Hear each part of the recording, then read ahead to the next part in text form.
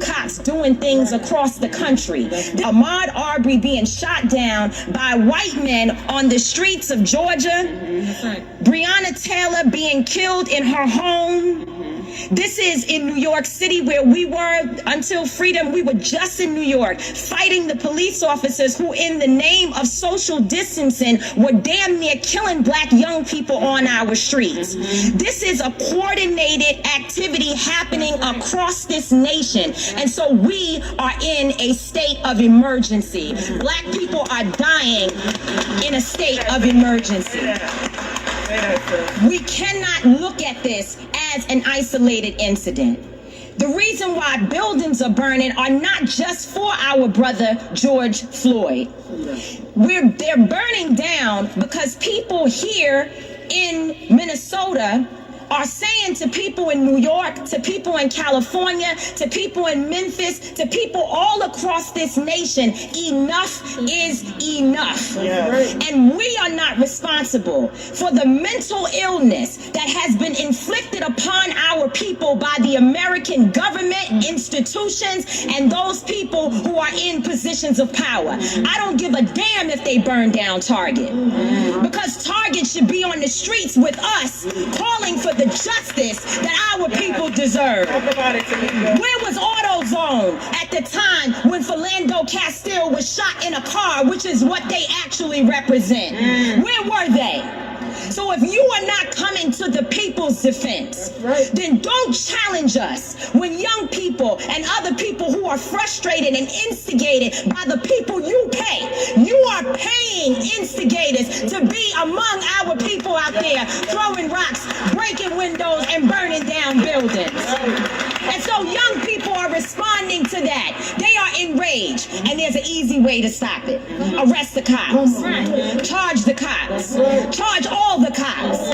Not just some of them, not just here in Minneapolis. Charge them in every city across America where our people are being murdered. Charge them everywhere. That's the bottom line. Charge the cops. Do your job. Do what you say this country is supposed to be about, the land of the free for all. It has not been free for black people, and we are tired. Don't talk to us about looting. Y'all are the looters. America has looted black people. America looted the Native Americans when they first came here. So looting is what you do. We learned it from you. We learned violence from you. We learned violence from you. The violence was what we learned from you. So if you want us to do better, then damn it, you do better.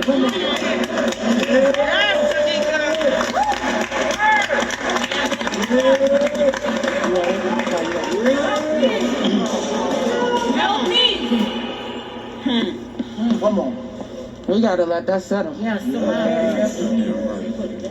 Thank you. So we're gonna bring up our next speaker, who, as Adair said, traveled here from Texas. We can't imagine what you've been going through. Losing your best friend, George Floyd, to something like this, where the nation saw him plead for his life and have to take his last breath. Nobody should have to die like that. Nobody. So next up we have Steven Jackson, a former NBA player, best friend of George Floyd, standing here in solidarity. Please welcome him.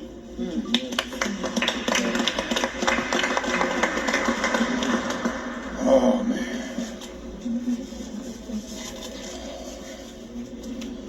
Who said common sense was common? What happened to common sense?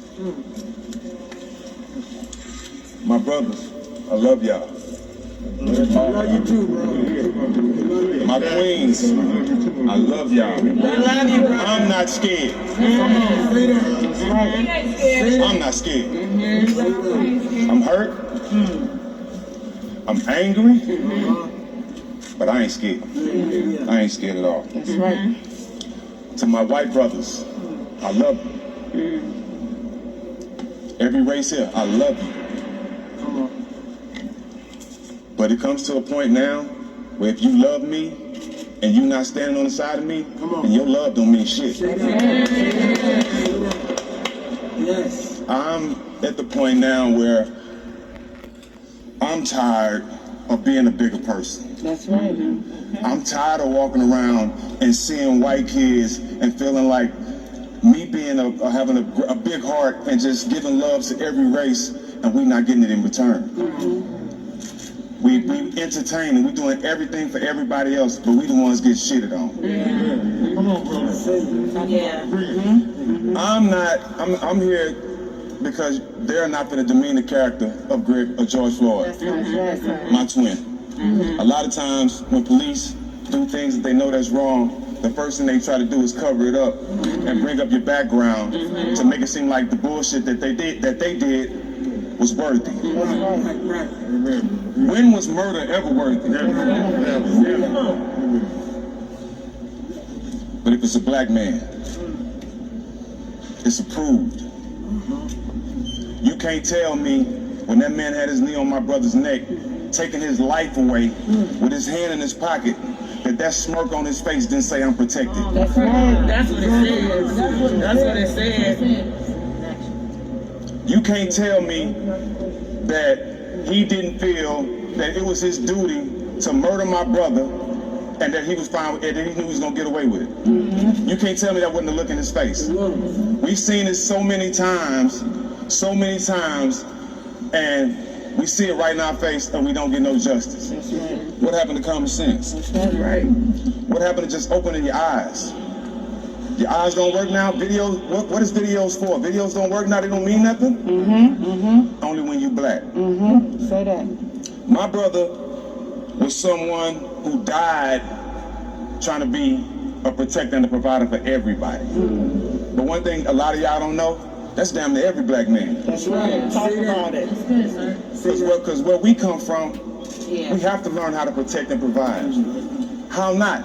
The ones that don't know how to protect and provide, the ones that ain't proud to be black, are the ones that get knocked off early.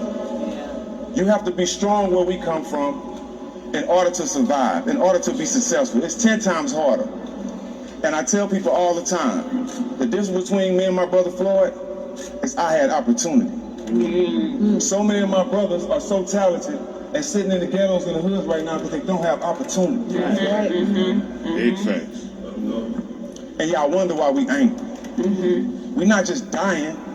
It hasn't been fair to us. So at this point, y'all murdering my brother. Now I see y'all punching my women. We don't have a choice but to stop asking and not really demanding. It's time to start taking. It's time to start taking. And my voice is screaming farther than people know. Because I come from the dirt. I come from the mud. You dig what I'm saying? And the people behind me, they come from it too. And we here standing together. I need everybody to stand with us. If you're not with us, you're against us. And there's no more pacifying, no more straddling the fence. Either you got to play this outside or you're on the other side. There's no straddling the fence. And I'm talking to everybody, black, white, blue, green. Come on.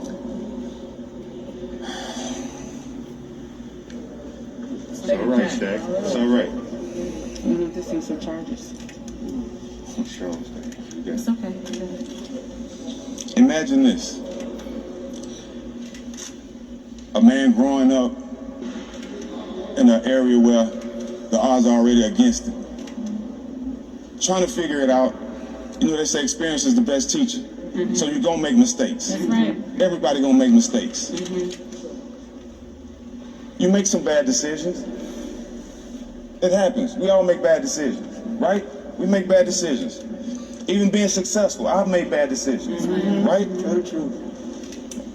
You get to a point where you make a bad decision and you end up suffering for it. Going through time. Sit down, okay? You got to go through that. They say you got to rehabilitate yourself. You rehabilitate yourself. You have relationships with people where you're able to get away and try to better your life. That's right. Right? Because you've been in the system. All they tell you, your life start turning in the right direction. You stumble a little bit again. It's not worth your life, though. Right, that's it. You stumble a little bit again, and you end up on the ground with a knee in your neck, screaming your mama's name, screaming your kid's name. Lord have mercy. Going to the bathroom on yourself. Tell the story. Imagine if he was white. It wouldn't have happened. Ponder that for a minute. Imagine if he was white.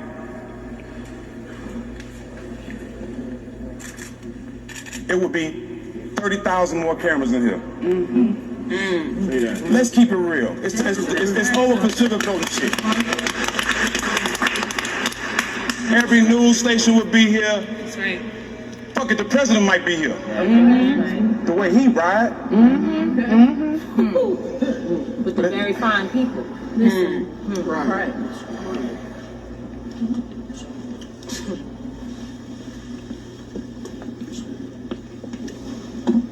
We, as black men, we've seen a lot of stuff as far as murders and people being taken from us. Right? It's true. But now, not only it's been seen by us and our brothers, but it's been seen by our children now. So I'm sitting there watching this, and my daughter tells me, Dad, I can't leave you. Because I seen what happened to your friend. And I think you need me. My daughter's 6 years old.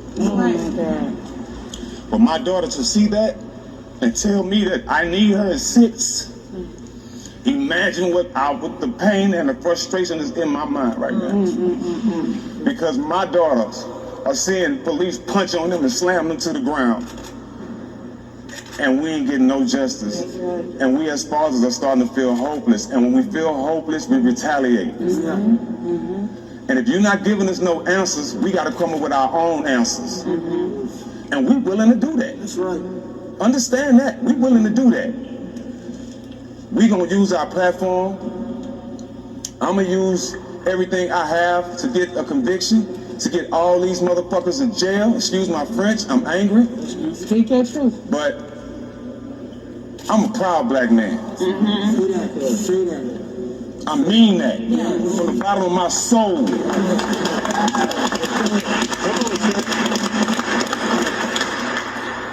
And I can say that and tell everybody here I still love you.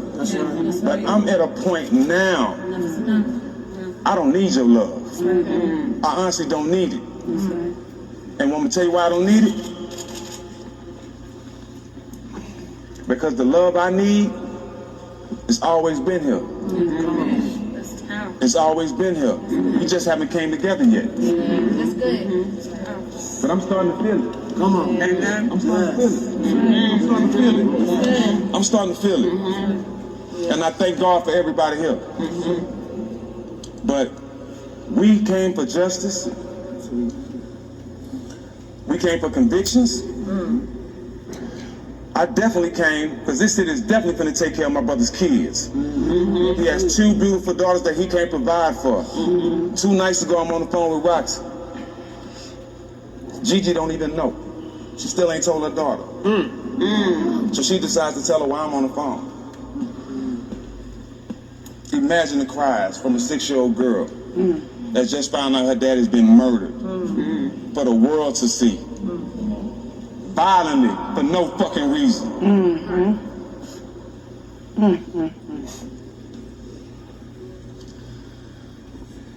19 citations.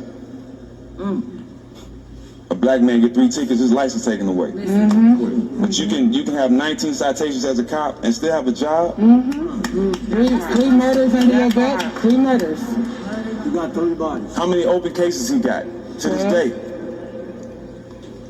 But this world has common sense. Common sense ain't common. Common sense ain't common. When you see one person and you treat them like shit, that ain't common sense. That's hate. And a lot of people have it. But you know what? it's building up in us.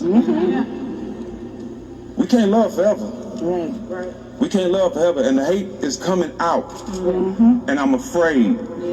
I'm honestly afraid because I know what comes from hate from us. And I know why y'all so scared. Because y'all scared that we're gonna pull a you on you.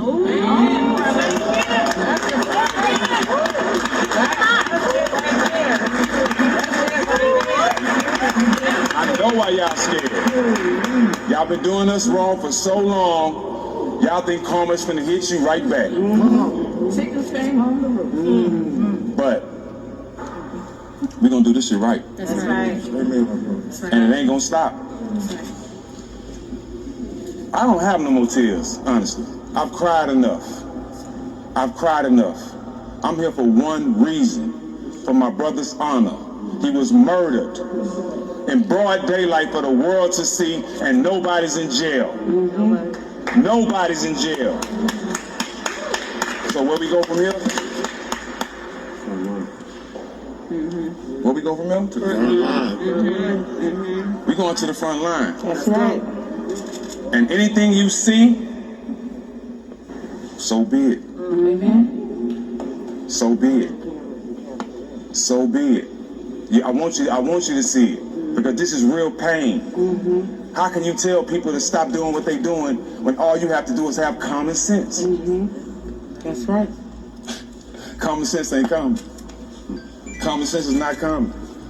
I'll walk right here and slap this man behind his camera.